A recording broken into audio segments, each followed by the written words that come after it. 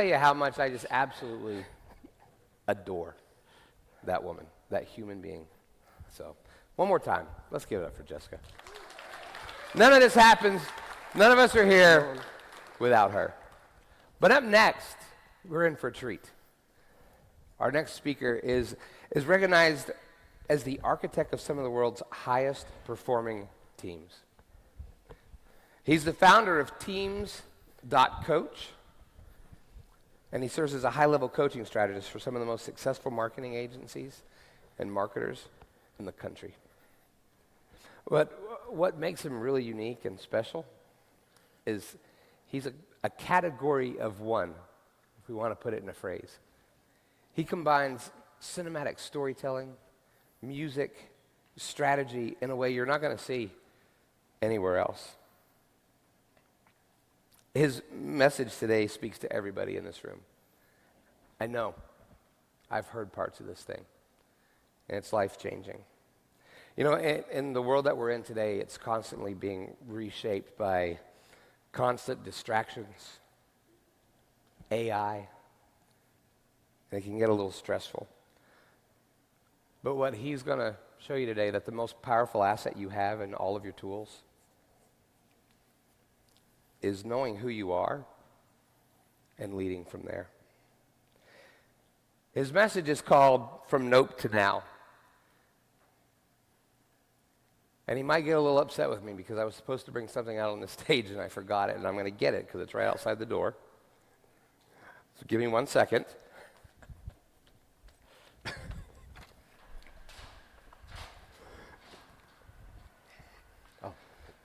Thank you, sir. This is a very important part of the presentation.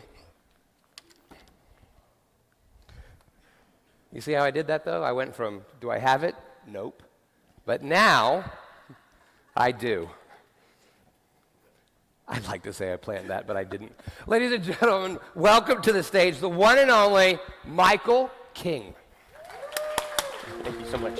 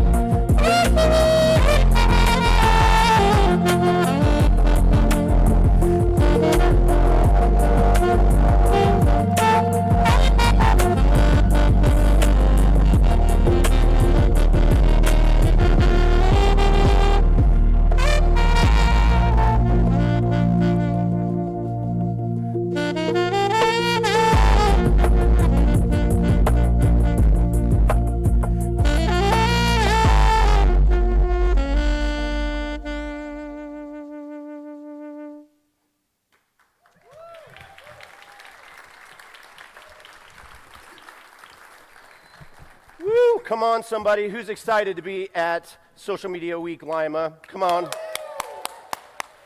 So good. Everybody give it up for Jessica Suter and the team here at Now Marketing Group. Yes, come on. Man, today it is exciting to be here because we're getting ready to unleash some amazing things. We're going from nope to now. Can you say nope? Can you say now? Now here's the thing, is that last year when I was here, I had the opportunity to speak on a special message called The Power of Nope. And this thing was important to me because I recognized that some of the things in my life, I just recognized that I wasn't able to actually truly be present for the things that are most important in my life in the here and in the now because I was simply giving the wrong energy to the wrong things. So I didn't know how to say nope. Can anybody relate to that? Raise your hand real quick. Come on, right? And so, but I recognize is that I started something that I didn't finish. And so today we're going to dive into this idea that nope was never the destination, that it was simply the door. And so now we're going through the idea that we're going from nope to now. So who's ready to go from nope to now today? Anybody? Come on, somebody. Let's go. Now, I love this idea from Charles Darwin. It just simply says that it's not the strongest of the species that survives or the most intelligent, but it's the ones that are most responsive to change. Now, every single day of my life, I walk into executive rooms with leaders, founders, owners of marketing companies, of big tech, big industries, healthcare, automotive, and I walk in and I recognize that look on their face, that panic that comes into place. Now, the reason why I get to play the saxophone is that, I've been playing this saxophone for over 40 years, right? And hours on end trying to figure out just how to be above average at this. There's 71 different moving components to this instrument.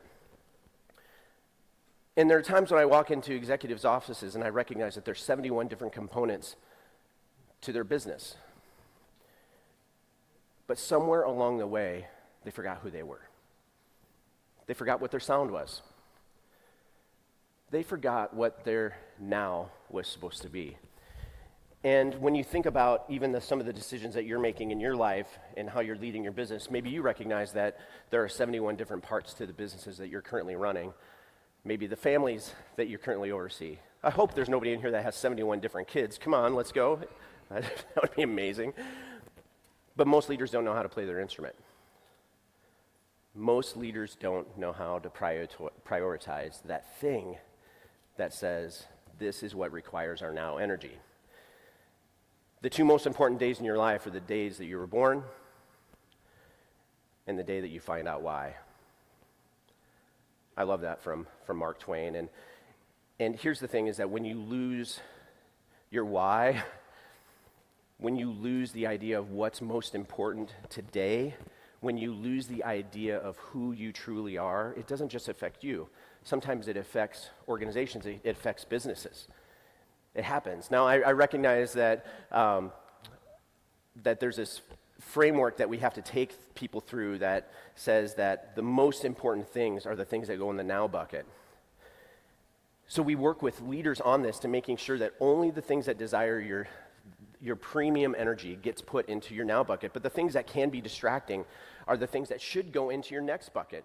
How many people here would just be honest with me today and they say, you know what, there are a lot of things that maybe are popping up on your phones here today, maybe there are things that are on your agenda even here today that really aren't priority for today, but they're things that maybe they should be put off for the next season. Anybody? Right? And the things that we want to move the needle on, we have to somehow figure out how to prioritize this. Now, we talked about the idea of nope.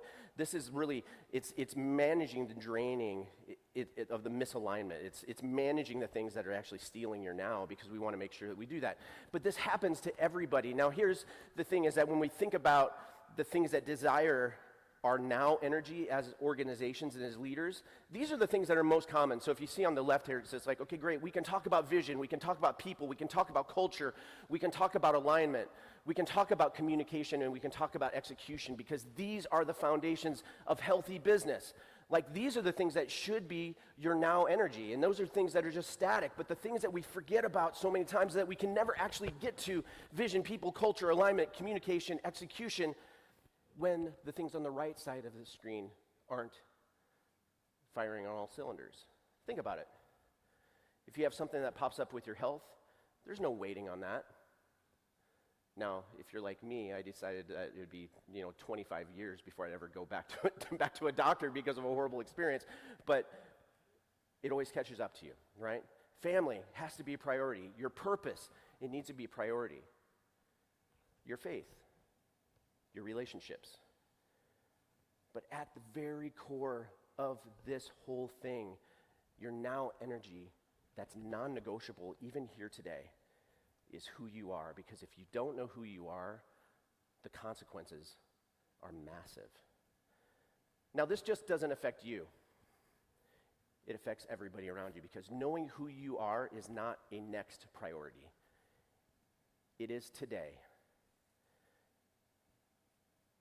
Now, we can think about even businesses around us that have kind of gone the scope of forgetting who they were and not necessarily knowing how to get back on track. I'm thinking about this story about Burger King, to where they knew they had actually gotten it wrong. Their new CEO came in, and he said, there's no better time for us to be able to fix this message than right now. So check this out. What happened? There was a time Burger King used to be king. Flame-grilled burgers, served by folks only happy when you had it your way. No matter where or when or who, every meal felt special. Spotted at a Burger King in California. Because you felt special. It was great. Take me to Burger King. But somehow, somewhere, fast food just fell off. Us included. And that's not good. So we started listening. I even gave my number out. Hi, I'm Tom, the president. And this is what you called us out on. Old restaurants, slow service, simple mistakes. What is this? And this thing is just pitiful. How am I supposed to eat like a king when you're feeding me like a peasant? And that this guy definitely wasn't helping any of it, which, fair point. So we fired the king and crowned you. Reinvesting nationwide. One restaurant, one team, one burger at a time. And the iconic Whopper, it's never tasted better, thanks to you. Flame-grilled, stacked high, and never smashed in the bag. After all, when we say you rule, we mean it. And we're just getting started. Because there's a new king, and it's you. Who wants to go get a Whopper now, right? But think about that, is that what a great leadership move is that he decided that there was a pivot that needed to take place, and he recognized this one specific message, is that when you don't declare who you are, the world's going to declare it for you. This has everything to do with you personally, but it also has everything to do with the companies that you lead, is that if your clear identity isn't something that is unavoidable and unmistakable, you are open for interpretation, my friend. And there's no greater pathway to failure. Now, this happens for companies like Burger King, but it also happens for people just like you and just like me. I love this quote from Abraham Lincoln. He reminds us that wherever you are, be a good one. Now, the lie that I started to believe personally was that somewhere along the way, that in my previous life as a recording artist and as a musician, that somehow it didn't have a place in my current reality. So let me tell you about how an unclear message allowed me to become a Snapchat legend in the high school band. Are you ready for this? Now, see, my daughter, we only had one rule for Chloe, is that simply this, is that when she started to date, is that I got to meet the boyfriend first. That was the only rule. And so when she brought home the idea to me that she had a new person that she wanted to start to date, I started to Google. This was her first boyfriend, and it's like, okay, great, let's go ahead and go to Google, because that's a great place to find parenting advice. And so the first thing that came up was like, hey, why don't you give your daughter a dating application for her new interest. And I thought, this is great. And right there at the very top of the Google search query was a PDF that I could easily and conveniently just click on the button and share that PDF of a dating application over to my daughter that she could give to her friend that's now interested in dating her. Now, I read through the first page of this document and I thought that this was a fantastic application and I was so excited. And so she goes and she sends it off to him and she didn't raise any concerns. I didn't hear anything at all from her whatsoever as far as how this could be problematic. And 3 days later, Taylor shows up at the door and he rings the doorbell and I open up and I see a 5'10" strapping young lad waiting to meet me in person, but he is standing there ghost white in his face and he is shaking, trembling in his boots. And he hands me a printed out copy of the application. And I said, "Thank you, Taylor. Thank you so much for filling out this application. What did you think of filling out that application? What was that process like for you?" Thinking that I was making a good leadership education decision in the moment, right? And he says, "Well, Mr. King, the first page was fine, but I tell you what, when we got to that second page, it got really, really awkward." So I started flipping through the pages really quick here, and I realized that page 2 asked a 17-year-old boy about his sexual history. How many STDs do you have? How many sexual partners have you had? Like, it goes through the whole gamut. And you know what? He was a really good trooper. He kind of chuckled it off after I explained to him. I was like, "Oh man, I'm so sorry. I didn't even know there was a page 2. I didn't even see it." And he thought that this was funny, and so he decided that he would take a quick picture of that, and he Snapchatted that to the whole Waverly High School band. Now, here's the thing is I live in a town of 2,500 right between Omaha, Nebraska and Lincoln, Nebraska, and how many people know here, like living in a small town, everybody knows your stuff, right? Especially when the guy that just did this to a young man was the guy that 3 days earlier spoke on authentic identity at a high school assembly. And so now it's like, I'm that guy. And so that's how I became that dad. So anyway, so give it up for my daughter, Chloe, and Taylor, and right, so good. But it does remind us, though, is simply this, is that if you don't define yourself, if you're not clear, if you're not careful, if you're not putting the energy into the right now bucket, like somebody else will make those priorities for you. Somebody else is going to make those distinctions for you, right on? And sometimes they don't get it right. And here's the thing is that even in the middle of all this, I still thought that music was something but it turns out that's something that I actually was. Because I had walked away from being a recording artist. I had walked away from incorporating creativity in what I was doing because I felt like it was something that was in my past season. Because when it came to me putting my now energy on deciding, okay, I'm going to use the thing that only I can do to communicate. I'm going to just do this. I missed it somewhere along the way. Now, when you think about this, this is important because there are things that only you can do that you're avoiding, that you're running from. It could be as a company, it could be your market differentiator, but it could also be you personally. I remember the day when my creative director, he came into my office and he says, "Hey, there probably aren't any other executive coaches on the planet that are also recording artists." Now, I don't know that for sure, but I know that in the context of what I do and who I am, I know that it was something that makes me a little bit unique and slightly different. But the way that he came about it, it kind of reminded me of those moments. He was like, "You have one play and you're not doing it. You have one thing specifically that you should put your now energy on, but you're not doing it.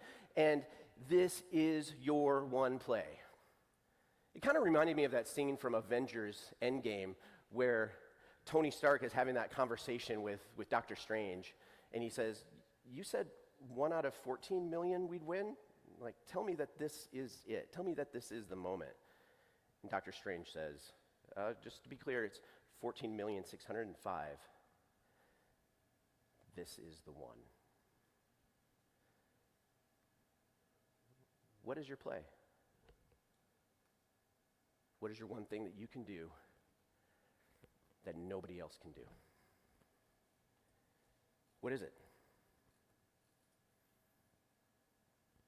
Now, here's the thing, is that there's a reason why you haven't locked into this. It could be strategic, it could be emotional, it could be psychological, it could be relational, but there is a reason why you haven't chased down the thing that only you can do. Now, in our world, we're surrounded by things that try to convince us that you're broken, that you're not enough, that maybe the one thing that you do isn't good enough. So we decided to make a little bit of a film about it. And we've made films about quite a few different things. We've decided to take my recording industry background and started to create music that simply communicates messages that leaders refuse to talk about. So I went and I grabbed my son, we went down to Nashville, we finished out the track. We've released these songs almost every single month. And I didn't realize that maybe my one thing could be my real thing. You know, millions of views later, traveling all over the world communicating this message. It's now I'm actually starting to believe my story that maybe this could be the thing that I'm doing. So I'd love to be able to show you a film today. It's called Unbreakable Things. Are you ready for this? Yeah. Are you ready for this? Yeah. All right, thank you so much, guys.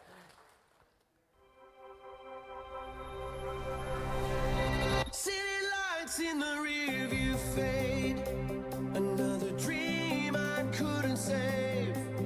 Tried to find myself in the noise. Lost the truth inside my voice. But every scar became a sign.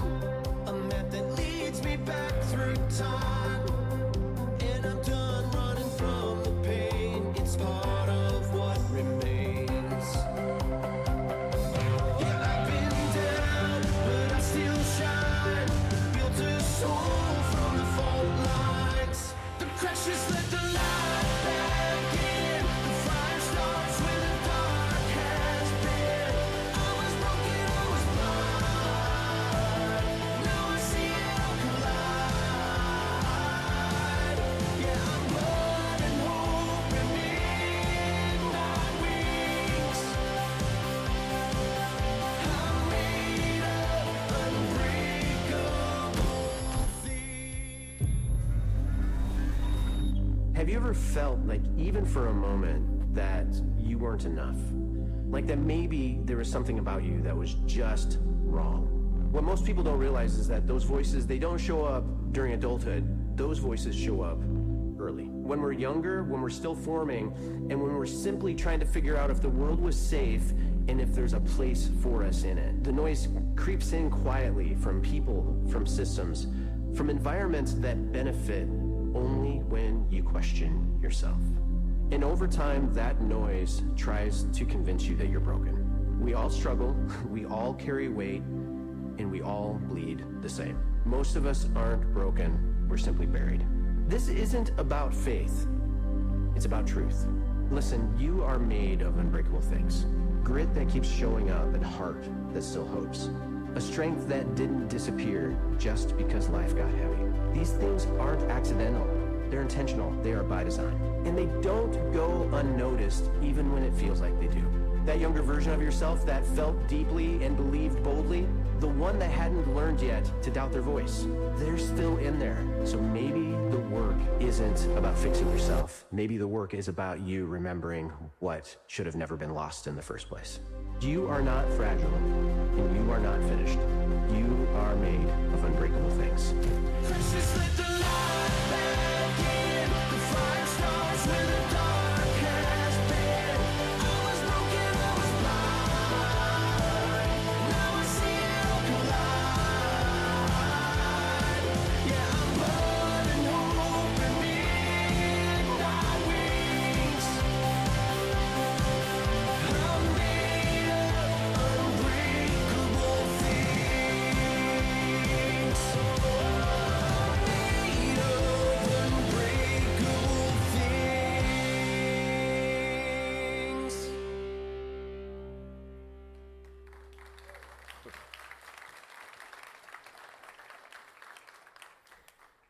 I am not what happened to me. I am what I choose to become. Can you say that? I am not what happened to me. I am what I choose to become. You know, I think that this bigger message that you are not broken, but you are awakening, that this is the true north. for today. In a world that's being completely captivated by AI, to where every single day we wake up and we realize that there is something else out there that's trying to convince us that somehow fake is better, that somehow optimization is better than authenticity. But the blood that pours through your veins, the breath that's in your lungs, the beat that's in your heart, you were created for a greater purpose than you could possibly ever imagine. Now, I went and I had these cards printed out, and every single time I travel to a different city, I create something special and unique. And so this is for you. I want you to take this with you here, but I want to read this out loud with you. But it just simply says this. It says, you are not broken. You are not behind. You are not too late. You've been saying nope to all the wrong things and wondering why now never comes. This is your now moment. So I want you to write down who you are. I want you to say it out loud. I want you to own it completely. And I want you to declare your identity. And today, we change everything. So sometime during the activities of today, I'd love for you to share your story. I'd love for you to share your one thing, your now moment. Take a picture of your card, find me on social media, tag me in it. Because I want you to have a moment in which you document, not because I want social media traffic. That's not important to me today. What's important for me today is that you have an experience that you actually document that somehow today at Social Media Week Lima, that you declared a moment that nothing would ever be the same again. Because you found your now, you found your why, and you stepped right into it. So if you can, go ahead and hold up your cards for me, and we're just kind of creating a moment today. This is the moment for us. Come on. So now I'm a coach that helps people take action. So if you need help talking throughout the day, please come and grab me. Please go ahead and scan my contact information on this. And here's the thing is that if you need help with vision, if you need help with execution, if you need help with alignment, if you need help with strategies to be able to help you break world records, I am here to serve you today. So don't be afraid to track me down. I promise I'll give you time, and I'm not going to put you into a lead funnel. Come on, somebody. Now, if you take advantage of your now moment, here's the thing, is that your life will never be the same again. So make sure you text that. Make sure that you put that up on social media, because this is your moment. Can you everybody say now? Now, I'm so honored to be here again. My name is Michael King. It's been a privilege to be with you today. Come on, give it up for everybody in the room here today. Come on, let's go. Yeah, come on. Do we have time for a little bit of music before we go? Let's all stand. Let's have some fun with this here a little bit.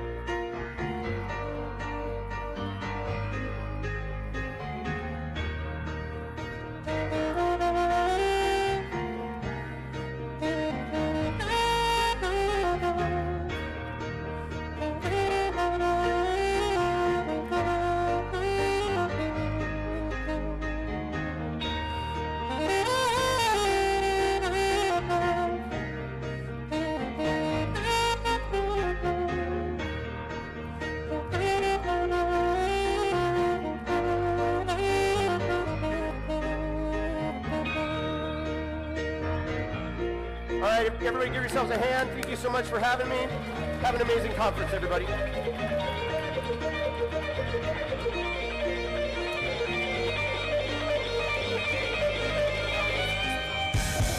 Thank you so much.